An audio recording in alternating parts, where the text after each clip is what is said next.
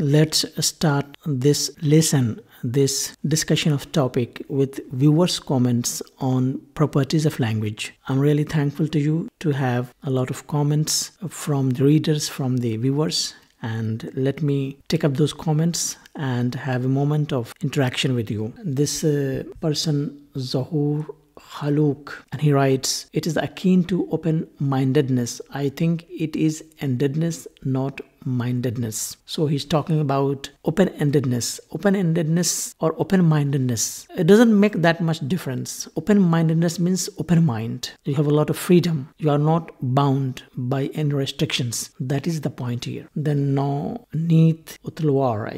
Thank you so much, sir. Thank you very much for your feedback, for your loving comment. And this man hasn't written anything, but anyway. Then I have other comment. Kana Prathi Saak. Very thanks, sir. Welcome. Thank you very much. Kashif Mumtaz, best. Thank you. And thank you very much for you too. Thanks, he says. Maria Madiga, she writes, thanks. A lot of thanks for writing this feedback. The difference between discreteness and duality is pain in the ass. Look, this comment is not very beautiful in the language, but the point is that faith game, I think he is troubled by the difference between discreteness and duality, because discreteness and duality, what I mean to say is that discreteness is all distinct sounds in English language, and we have 44 sounds in English, and each sound is different, is distinct, is discrete, is not the same. That is here referring discreteness. And duality means sometimes the same sound may have two roles to play. The same sound may have dual responsibility. For example, if I say duality, if I say here, like for example, B-I-N, bin. Here the sound ba is slightly different from the sound when I make here as nib. So bin and nib. Here what we call is called duality of sound. Here ba we have more focused, ba we have full stress, while here nib ba is less stress. That is called duality of sounds. You see some more comments. We have some more comments to see. Aliana Khan, you really did a great job, sir. Thank you. That's great to hear this beautiful message from you, Aliana. Then we have Taqwa Al Farjani. Thank you for making it easier to understand. I try my level best.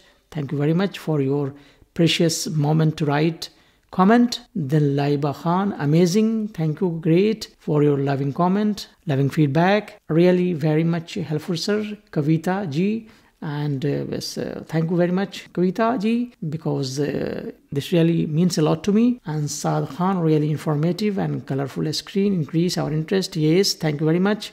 I put my best effort to impress upon the readers, to impress upon the viewers in the way it is possible. And very thanks, sir. Kanarpati Isaac, thank you very much for your precious time, valuable time to write message. Easter Manda, wonderful explanations. Thanks a lot. Thank you very much for this beautiful comment. Fatima Kani, thank you, sir, for your wonderful explanation. It is a very beneficial lesson. Thanks. Okay, I'm happy that you are benefited in the way I teach. And Abdul Alim Siddiqui, very nice class. I have learned many things through your video. So grateful to you, sir. Thank you very much. Welcome back. I will try my level best to put my best effort in the way it is possible to let things easier for you to understand. Ala Mahmoud, you are so perfect. I have to explain relativism, Orff, and its experiment. Okay, thank you very much for this comment, but I fail to understand in what way this comment is relevant here. So Petra Jasanksa, very helpful. Thank you. Thank you very much for your comment, for your precious moments for me to encourage me. And that's all we have. Thank you.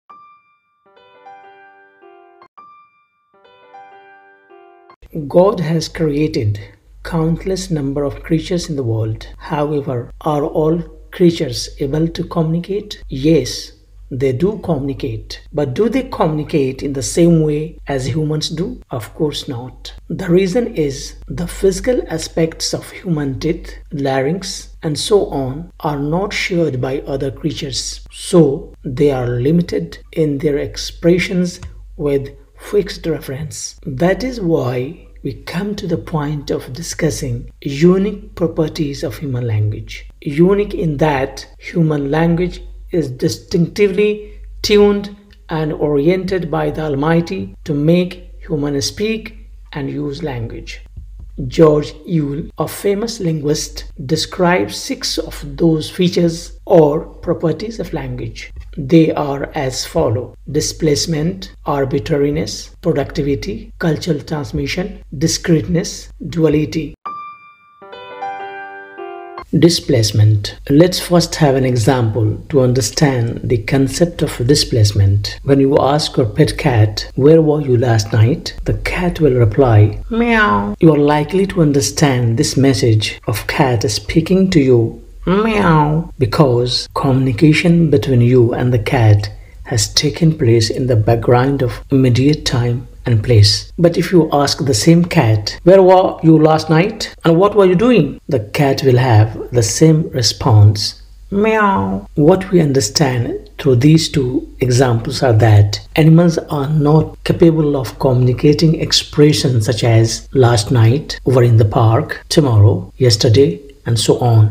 Thus, animal communication is almost exclusively designed for this moment, here and now. An animal cannot effectively be used to relate events that happened in the past or that are far removed in time and place. Such a property of human language is known as displacement.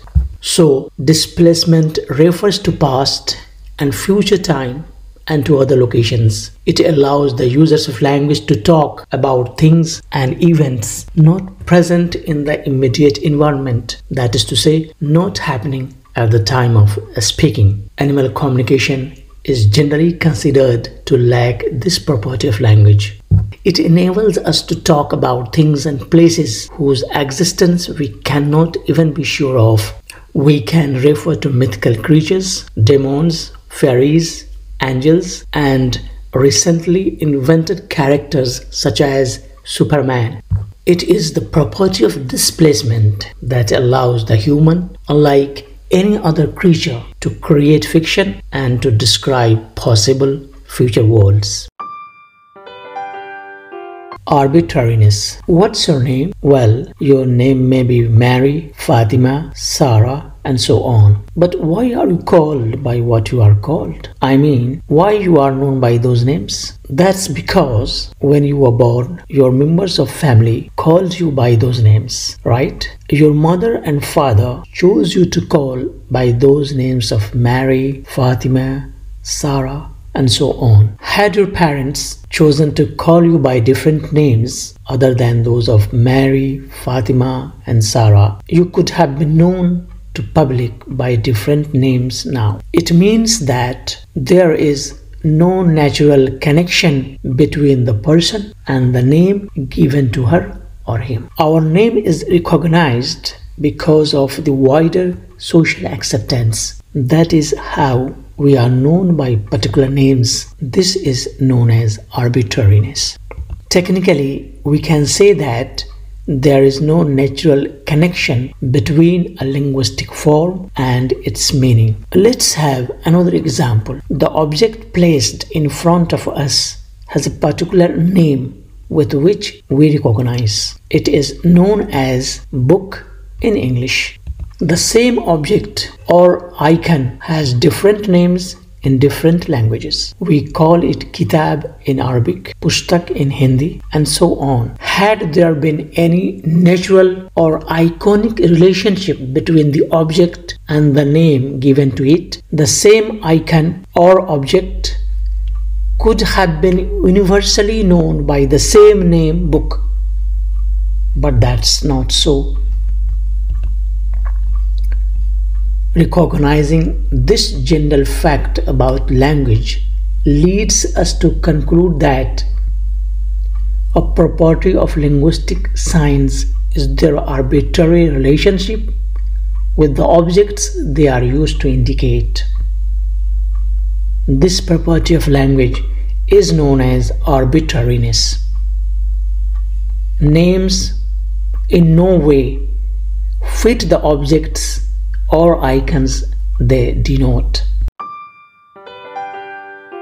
Productivity. The word productivity comes from a verb, produce. It means to create. The adjective form of the verb is productive, that is, being creative. The synonym of the word productivity is creativity. It is akin to open-mindedness.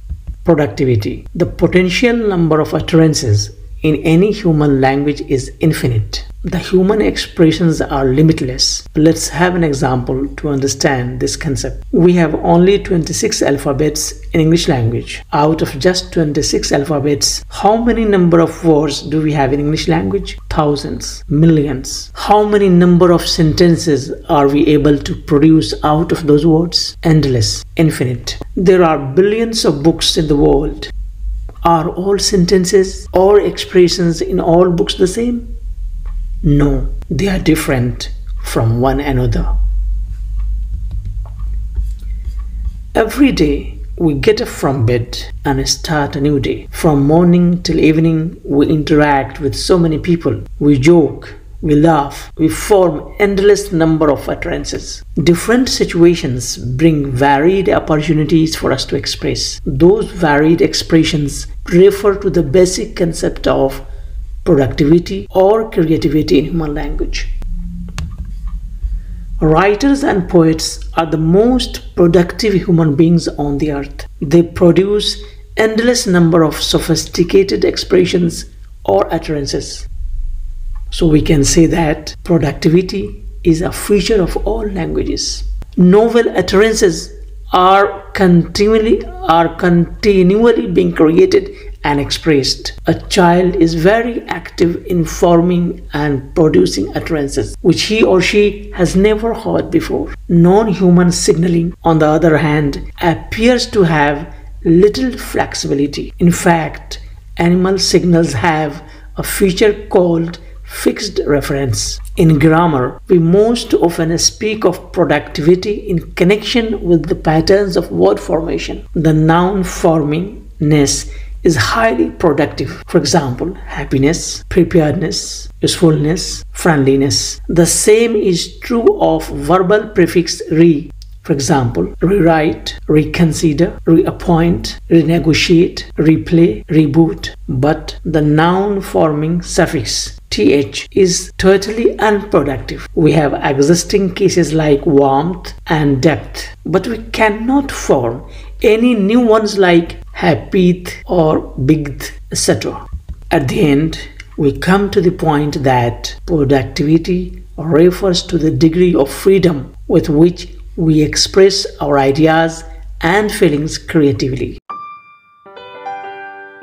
Cultural transmission. What will happen if a newborn child is abandoned in a forest far away from any human contact? Will he be able to learn any language? Will he be able to communicate with anyone? Undoubtedly not. It is true that we humans are born with an innate predisposition to acquire language, but it is also true that we humans are not born with the ability to produce utterances in a specific language such as English, Arabic, Hindi or any other languages. We didn't speak any language at the time of birth. God didn't make it happen so. Our learning of language is the outcome of our social interaction. We speak particular language such as English, Arabic, Hindi, Urdu or Indonesian just because we live in a society in which people use that particular language. It is the result of our cultural association.